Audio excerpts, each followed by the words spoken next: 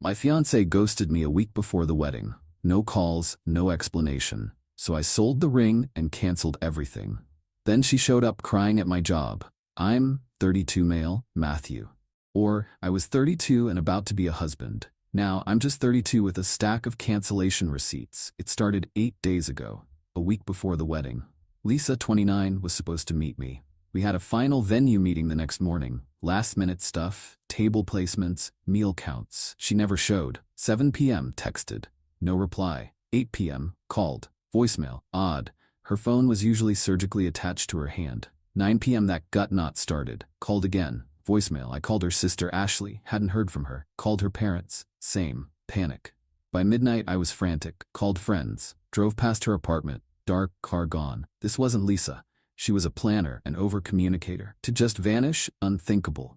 The next 24 hours were a blur. Hospitals, a missing persons report. Surreal.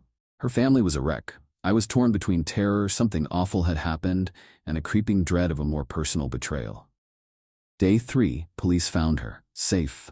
Staying with an old college friend, Sandra, 3 hours away. Relief hit me, then immediately a cold, sharp feeling of, what on earth? She was fine, and told no one, not me. The police said she wouldn't speak to me, no reason for her departure, just that she was safe and needed space. Needed space. A week before our wedding, my brain just froze. Fear and grief morphed into something icy. No note, no text, no email. After 5 years, after planning a life, after picking out those darn floral centerpieces. Silence. So I started making calls. Venue, lost the $5,000 deposit. Caterer, another $3,500 gone. Photographer, sympathetic, but bye-bye $2,000. Florist, my initial deposit for them. DJ, cake, honeymoon flights, non-refundable resort. Each call, a hammer tap. Chipping away at our future. The financial hit from these deposits I had personally paid or was immediately liable for was significant, around $15.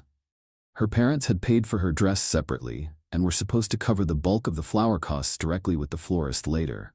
But the initial booking deposit for the flowers had come out of my account. The hardest calls were to family and friends. Weddings off. The shock, the unanswerable questions, humiliating. My mom cried. My dad just kept asking, son, what on earth? I wish I knew. Then the ring. 1.5 carat cushion cut, vintage inspired. Her dream. Cost me over $13,000. I took it to a reputable jeweler. Got $7,800. Less than hoped, more than feared. That money went straight into my account, a partial offset against the $15,000 in direct losses I'd already incurred from non-refundable deposits and commitments. It barely scratched the surface of the financial damage, but it was something. I packed every single thing of hers in my apartment. Photos, clothes, that silly carnival teddy bear. Boxed, labeled, ready for her eventual reappearance. It's been 5 days since I found out she was fine. Still no word. Ghosted her own wedding. Ghosted me. The anger is a cold lump, but mostly I feel clear. How do you come back from this? You don't. I'm waiting for the other shoe. People don't do this without a follow-up act. Update. Well, the other shoe didn't just drop, it practically kicked me. Last Tuesday, I'm a project manager for a construction company. Mid-meeting with a client, my colleague Nancy pokes her head in. Matthew, sorry visitor, says it's urgent. Excused myself. Annoyed. Walked to reception. There she was, Lisa. Looking like she'd cried for a week. Puffy eyes, messy hair, a world away from the woman I was supposed to marry. First thought, seriously, here? My workplace? Matthew, she said, voice thick, tried to step forward for a hug. I stepped back. Lisa, what are you doing here? Low voice, Nancy at the desk, suddenly very busy. We need to talk, she whispered, tears welling. Please, it's all been a horrible mistake. A mistake? I said flatly. Ghosting me, your family, a week before our wedding, refusing contact, that's a mistake? I know. I freaked out, scared. Sandra said some things, I just panicked. Sandra, her free spirit friend who always thought Lisa was too good for me. Right?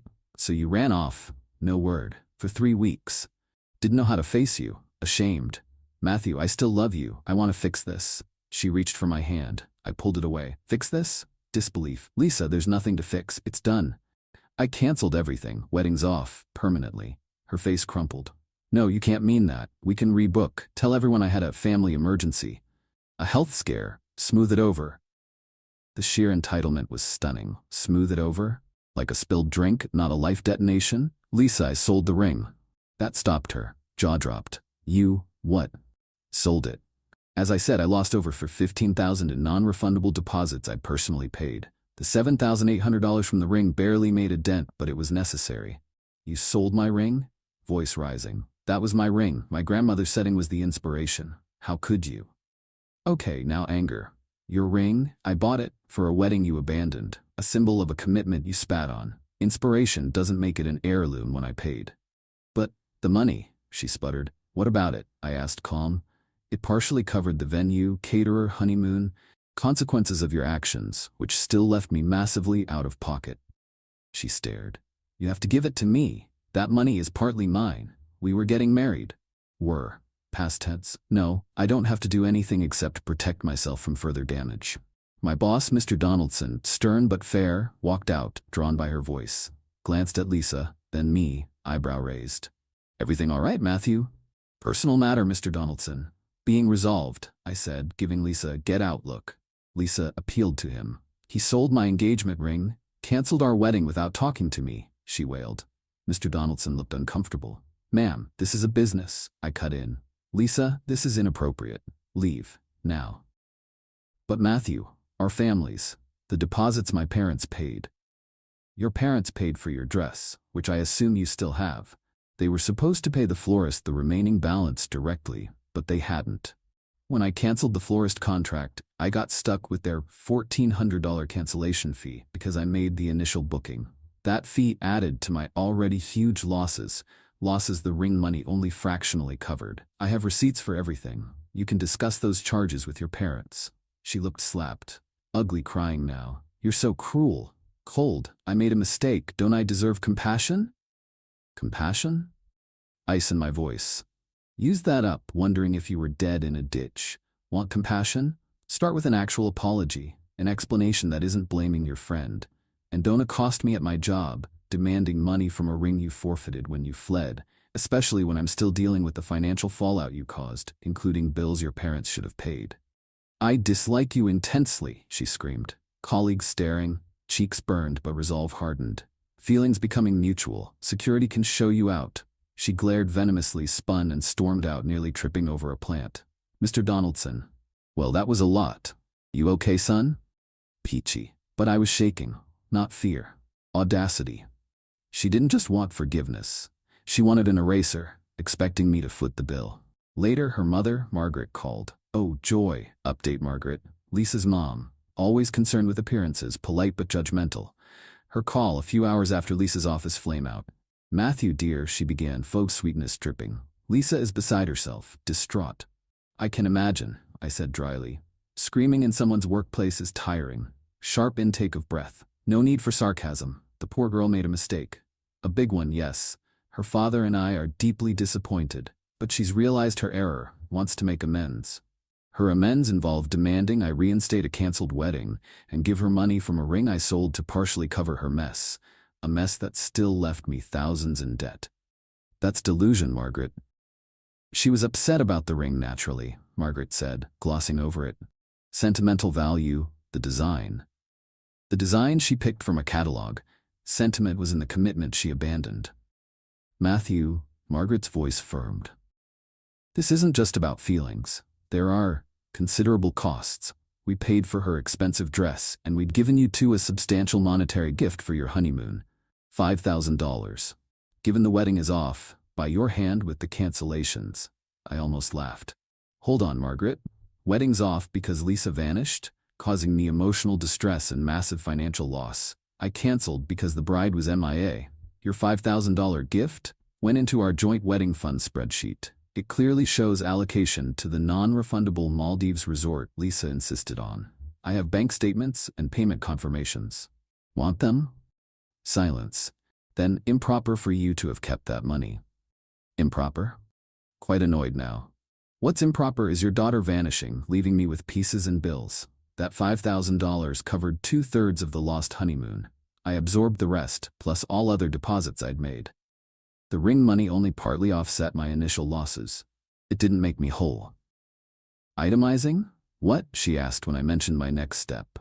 You and Christopher, her dad, or to pay the florist the outstanding balance of $2,800 directly, remember? You hadn't. When I had to cancel the entire florist contract because the wedding was off, the florist charged a 50% cancellation fee on that total, which amounted to $1,400. Since I made the initial booking and paid the small deposit, I was legally on the hook for that $1,400 cancellation fee when you didn't pay your share.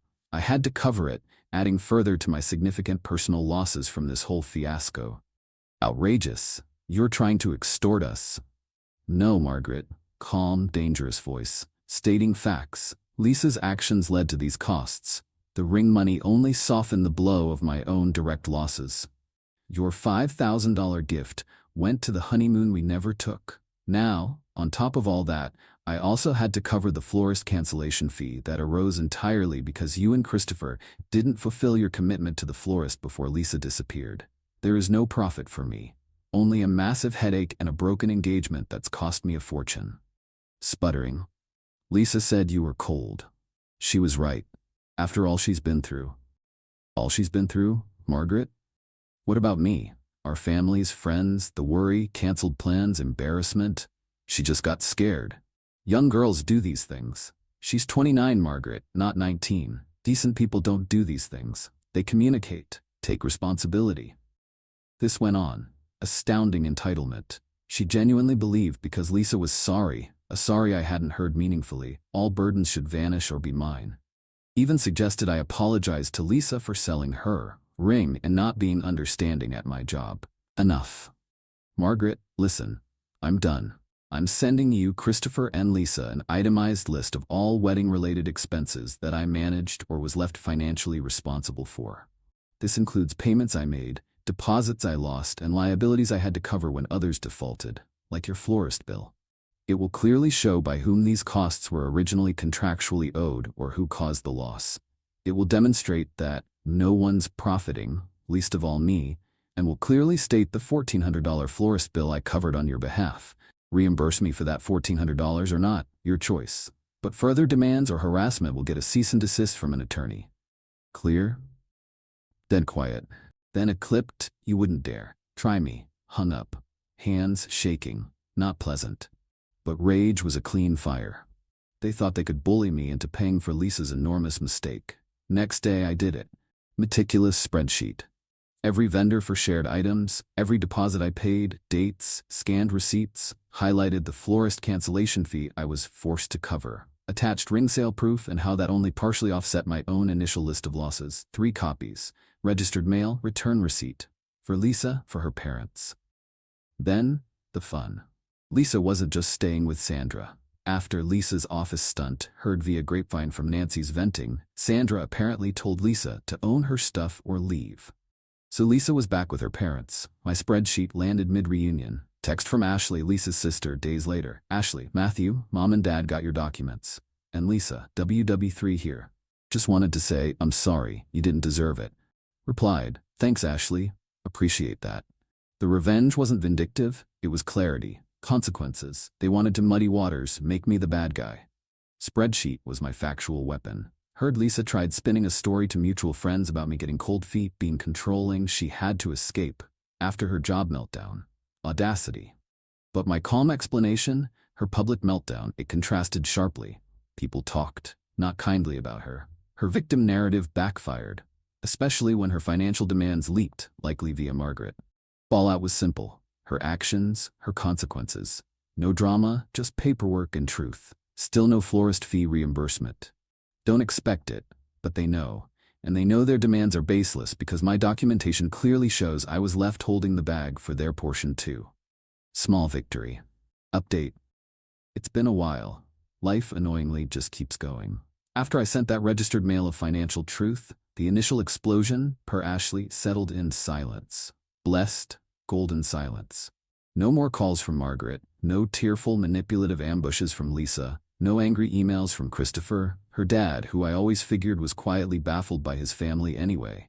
I didn't get the full $1,400 for the florist cancellation, the part her parents should have paid.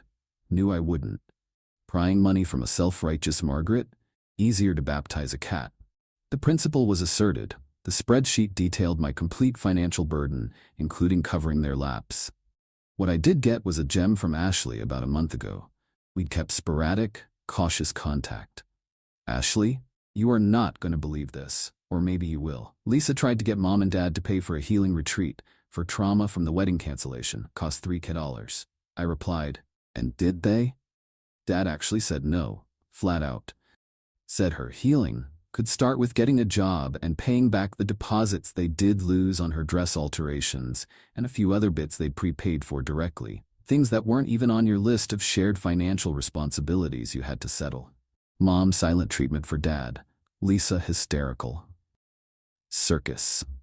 That, right there, was better than any $1,400. Entitlement hitting a family brick wall.